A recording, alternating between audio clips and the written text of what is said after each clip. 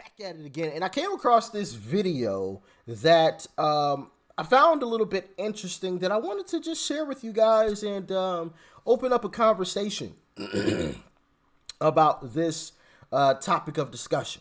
So, like, share, comment, hit that subscribe button if you are new, and if you ever come across any videos that you would like to hear my thoughts and my opinions on, don't be afraid to either comment them down below, or you can DM them to me on Instagram or Twitter. The links to my Instagram and Twitter are always in the description box below, or you can just go to Instagram and type in The Real Doc Rich, and my Instagram account will pop up. Also, if you're interested in getting in a good laugh from time to time, go ahead and follow me on Instagram. I post a different type of content than what I post here on YouTube, on Instagram. So if you're interested in a little bit of a laugh, follow me over on Instagram, all right? And let's dive in. RFK, you're seeing Vivek, you're seeing different names coming in. RFK is now in the conversations where, scheduling something Marion for Williamson's a podcast. Fantastic, by the way. So the question will be, what are some wild cards that we're not even, Chris Christie says in 2 weeks I'm going to go in, and I know Trump is afraid of debating me, all this. But who are some wild cards that nobody is thinking about that could be potential stars in the 2024, or we pretty much already know who it is, no one else is going to get into it? Yeah, I think we know who it is. You're gonna see people pop up because they want to sell books. I wouldn't be surprised if AOC pops in. I think it's a very low probability for Ocasio-Cortez. Oh God! But she's famous enough. Is she even 35? She will be, yes. And so she is eligible. I'm pretty sure. I'm pretty sure. But I think we know who it's going to be. She's eligible by 2 weeks. She's going to be. She'll be 35 October 13th of 2 weeks before election. So she's 33 right now. Actually, I think it's you have to be 35 before being inaugurated, which means if her birthday was the day before inauguration, I think that would still keep her make her eligible. Very disappointing. She's a Libra. Let's live in reality right now, for at least for now. I think she's got 10 years for. First of all, but they're gonna vote her. That's a she's star. gonna get the vote. Yeah, AOC is a star. Doesn't mean you have to agree with the politics. PBD. And everyone laughed She's a at Donald star Trump. for the left. yeah, you're right. And Everyone laughed at Trump, and she is. If you see what'll happen with an AOC is, I think the media will prop her up as a star Democrat, which default liberals, they're described as, would just vote for. She will capture the progressive left in a way that no Democrat candidate can. Yeah. I mean, come on, Biden. yeah. Hey, dude, Sleepy Joe is not going to cut it this time around. There's no pandemic and to keep people locked up. Yeah, and we, me and Adam we still haven't bet on it because you were in Vegas. You should have done it. We bet that besides Biden, Gavin Newsom would probably be the guy to slide in. We just had another conversation, Tim. I don't want to say no names, but this guy looked at us and goes, "Do not be surprised if out of nowhere Michelle Obama just goes, you know what? Here I go," because she's denied. Which one do you think is a more reasonable, like either Michelle or Gavin? Before he answers, I would personally say Michelle, and I'll tell you why. Gavin is obviously busy with California, okay? So he's got his hands full. Yes, he's tried to go after DeSantis, but that was very, very unsuccessful in my humble opinion. Michelle's free. Michelle's free to do whatever she wants to. She's not obligated, as far as anything that I know, to run any type of states. Obviously, she's not the governor of any state. And I've been seeing her in different interviews from time to time popping up. And I think she understands that, and unfortunately, I was one of these folks, okay? I'm going to put myself on Front Street, okay? I will put myself on Front Street. She knows that she's one of those folks that Democrats will rally behind. And once again, I'll call myself out. I was one of those folks that when Obama got elected to office, I was excited. He was black. I'm just keeping it a buck with you, okay? I'm not going to sit here and lie to y'all and say, oh, yeah, no, I used to be a leftist. Like I've stated before, my journey has been documented. It's been documented. You can go back and watch the videos and the slow transformation from being on the left to obviously being on the right where I am today. You can see it throughout the journey. So, unfortunately, there are still a lot of people who have the same mindset that I used to have at one point in time before I embarked on this journey and realized the actual truth about what's actually going on. And I think she spells trouble. I hate to say that, but I think she spells some serious. And I've said this before. I'm sure a lot of y'all who watch my videos on a daily basis, first off, thank you so much. Greatly appreciate you. But I think she spells trouble for the Republican Party if she decides to run. But y'all let me know how y'all feeling in the comment section. They both go. People think Gavin is going to be the guy, but you never know, man. And it is relatively early, but I'm not so convinced Michelle Obama would want to do it, but I do think there's a very strong chance of winning. However, ask me a year or two ago, I probably would have said Michelle Obama would win in a landslide. And I mean that figuratively, not literally. I mean, she'd win by like a strong margin. Now, I'm not so convinced. I like to hang out at the casinos on the weekend, play poker. And I'm at MGM National Harbor. This is in West Virginia? No, It's a great hotel, DC. MGM National Harbor. They just built it a few years ago. It's a beautiful location. Beautiful. On the water, incredible. In Maryland? Yeah. Oh, it's It's- gorgeous. I just stayed there. When It's I was just south there. of DC, Yeah. but it is Maryland. It's, Yeah, it was- Beautiful I literally location. stayed there. Yeah, Yeah, a beautiful. whole little area. This is DC. Yeah. This is as blue as it gets. Yeah. And I'm Yeah. sitting at a poker table. Not a single person at that table had anything nice to say about Joe Biden or Donald Trump. But they all said, I don't know, man, I can't vote for Joe Biden. And that felt to me kind of like I don't want to say I'll vote for Trump, but I'm probably going to vote for Trump if he's the guy because There's Joe a lot Biden of is. that. There's a lot of that going on. Let me give you another name because you live. Which that's kind of weird too.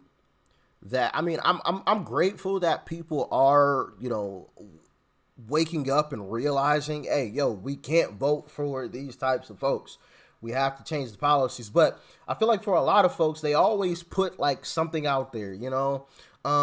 I don't really support Donald Trump, but I can't vote for Joe Biden. They'll say something like that, and it's just like, why can't you support Donald Trump?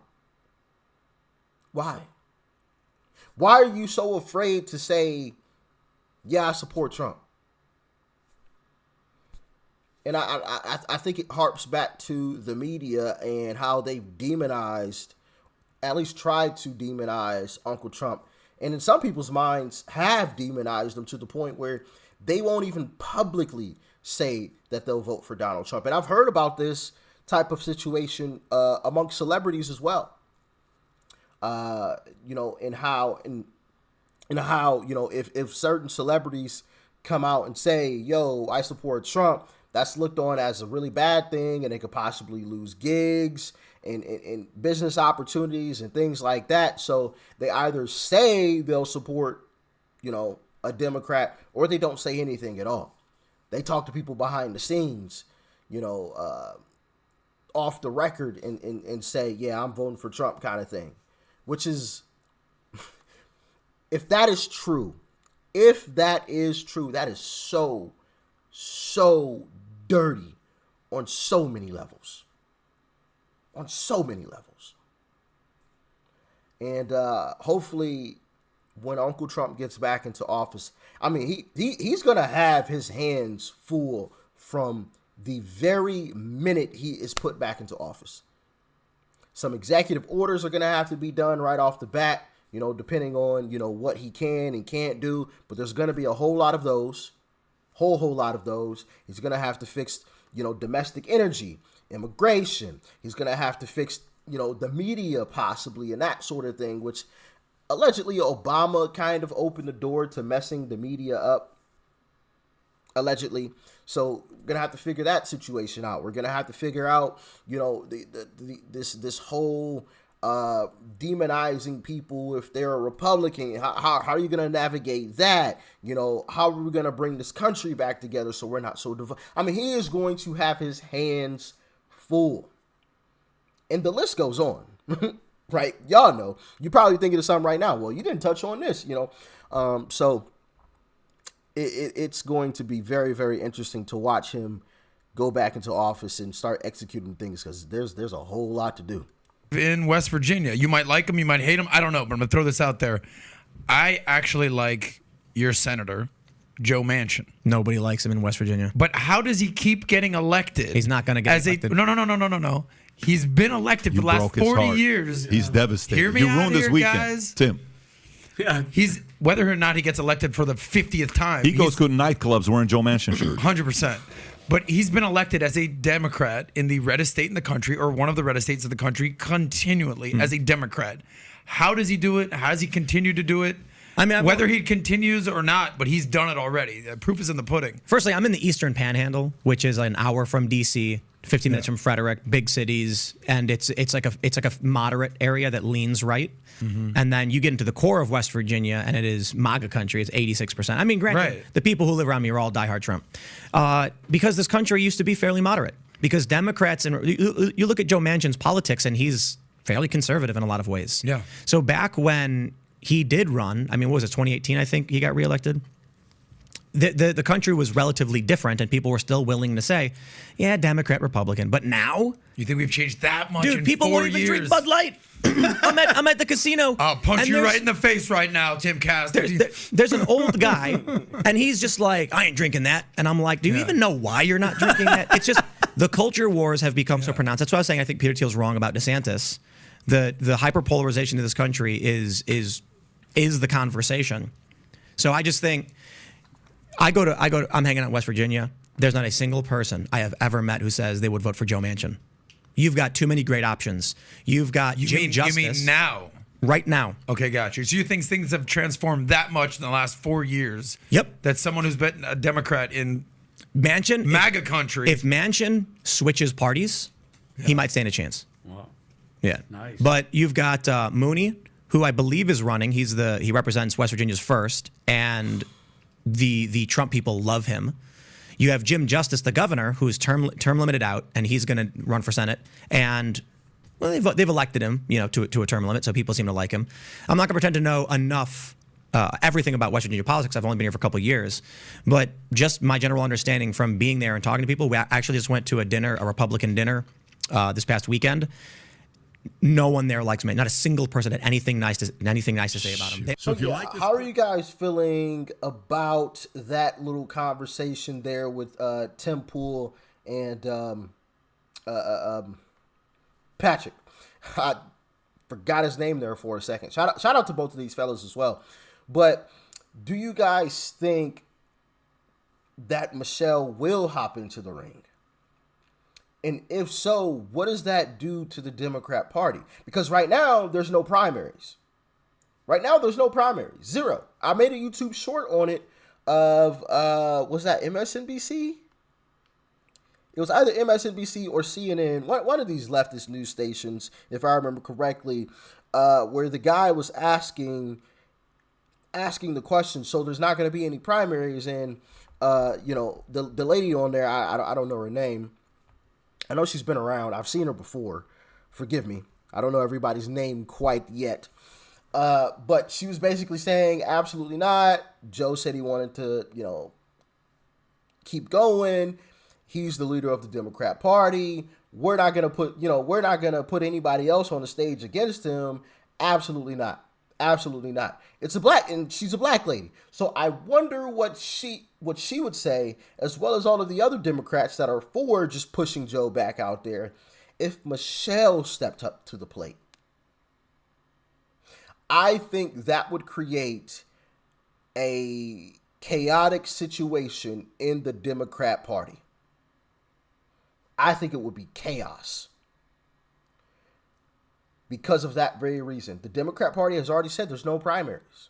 Well, if Michelle steps up, she's a black woman. You can't deny a black woman. You know what I'm saying? She's got these woke accolades. She's a woman and she's black. You can't deny her. That's racist. Especially against a white man? Absolutely not. So I think it would create this really funny, chaotic situation going on in the Democrat Party, and it would be interesting to see who actually came out on top in that. If the establishment would just bow down and say, yeah, give it to Michelle, or if they would say, no, we're keeping Joe, And what does that then do to the Democrat Party? Because then I guarantee you're going to turn off a lot of folks.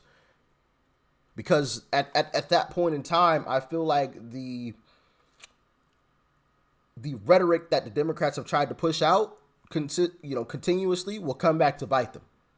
White supremacy, racist, yada, yada, yada. They would use that against Joe.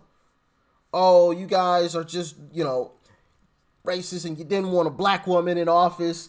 I think that would happen with the Democrat Party. But like I said, y'all let me know how y'all feeling in the comment section. And do you think Gavin is actually going to throw his hat into the ring at this point in time? I don't. I don't think Gavin's going to do it. I'm almost positive AOC is not going to do it. The only shot that they have is Michelle throwing her hat into the ring at this point in time. That's it. And as far as Republicans go, maybe Byron hops into the ring. I highly doubt it. Highly, highly doubt it. But because he supports Trump, he's came out and supported Trump, so I highly doubt he would attempt to run against Trump. But I could see Byron as a VP though. Definitely could. And I only say Byron because I've been seeing him a lot all over the place, doing interviews on TV, on CNN, after the town hall situation. I've been seeing Byron Donalds a whole lot lately. That's the only reason why I said that. It's not because anything he said specifically. But like I said, that one's highly doubtful. I could see him as a VP though, for sure. But I would almost prefer someone like someone who's more centered, like a Tulsi Gabbard maybe. I haven't studied Tulsi enough to, 100%, put my voice behind her. But I think Tulsi could pull some of those middling folks over to the Democrat Party, or over to the Republican Party. Excuse me, misspoke there, because she's not a Democrat anymore. Over to the Republican Party, the folks that haven't already left the Democrat Party. Pull those folks over. But what do y'all think? Let me know in the comment section below. Like, share, comment, hit that subscribe button before you go. Peace and love. I'm out.